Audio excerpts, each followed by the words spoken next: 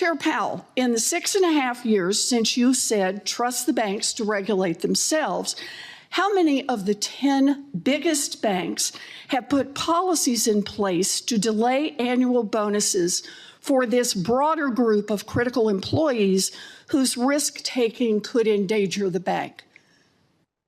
I don't know specifically. My guess is all of them. Since the financial crisis. You're the regulator who said trust the banks to self-regulate so we can avoid another financial meltdown or another bailout. And you don't know if they did or didn't do that? Well, it's a very, very specific, narrow question you're asking about. Because it's something a regulator should do. You think the answer is 10 out of 10? The answer is 0 out of 10. Yeah, I doubt that. Well, go back and look, because we've looked at their statements on this.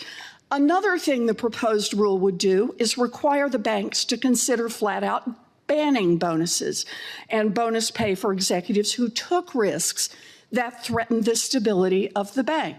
So let me ask you this one, Chair Powell, in the 6.5 years since you said trust the banks to regulate themselves, how many of the 10 biggest banks now have policies that would require them to flat out deny bonuses to executives that have engaged in inappropriate risk-taking? I don't know the answer to that. By the way, I never said trust the banks to regulate themselves. I'm sorry, do you want me to go back and quote you again exactly? Trust the banks to regulate themselves? When you say, I expect that the banks will have in place compensation plans that do not provide incentives for excessive risk-taking. Right, pursuant to the guidance that we issued in 2010, which is quite detailed. And you have not issued a guidance since you made these comments, since you became chair.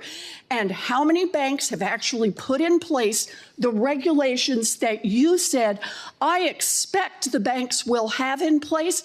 The answer is out of 10, it was covered 0. by the 2010 guidance. No, you said in 2018 that they would put these in place. I said they would have in place. No, that is not what you said.